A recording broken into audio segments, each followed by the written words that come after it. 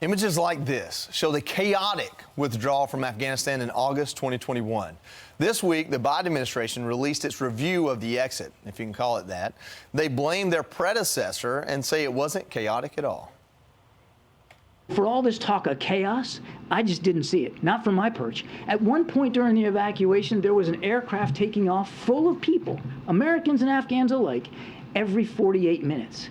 And not one single mission was missed. So I'm sorry, I just won't buy the whole argument of chaos.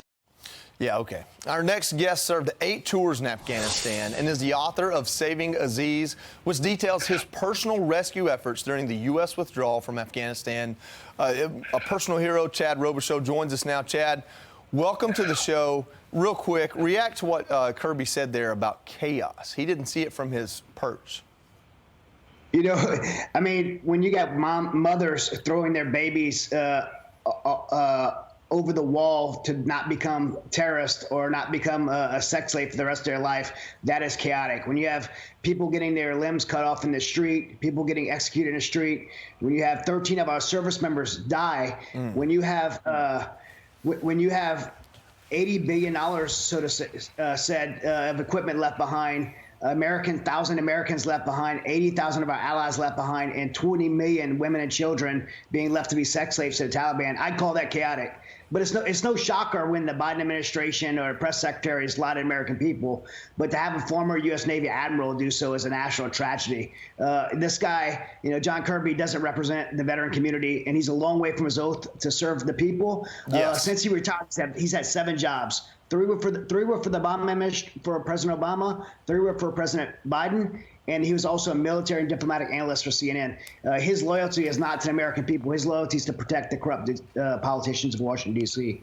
And, you know, a message to him is the American people are not stupid. We know what happened in August of 2021. And, you know, and he does too. And it's a shame that that someone who served the military for 35 years would turn around and betray the American people this way.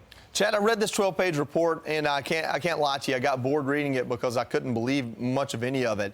But in 12 pages, they try to summarize what went wrong. And if you read this, they would tell you that they had every contingency planned for months in advance. But if that were true, should there ever have been Saving Aziz? Should there ever have been organizations like yours, what Tim Kennedy was doing, what my buddy Seth John was doing? Should there ever have been a reason for civilians to go into Afghanistan to save people the government couldn't? Absolutely not. Look, I'm very proud of the team that we put together and ultimately rescuing Aziz and 17,000 people. Very proud of that. But the truth is, we should never have done that. The United States military is more than capable of doing a NEO operation, a non-combatant evacuation operation. But the White House took that operation away from the military and gave it to the State Department. And Secretary Blinken created a scenario that cost American lives and cost the lives of innocent people in Afghanistan.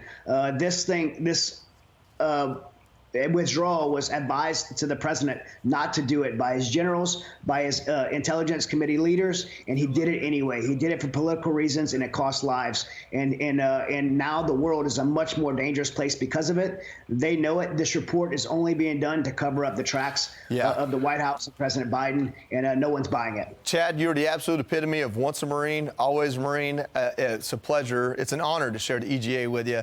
I appreciate you. Thank you for coming on. God bless. I'm Steve Ducey. I'm Brian Kilmeade. And I'm Ainsley Earhart. And click here to subscribe to the Fox News YouTube page to catch our hottest interviews and most compelling analysis.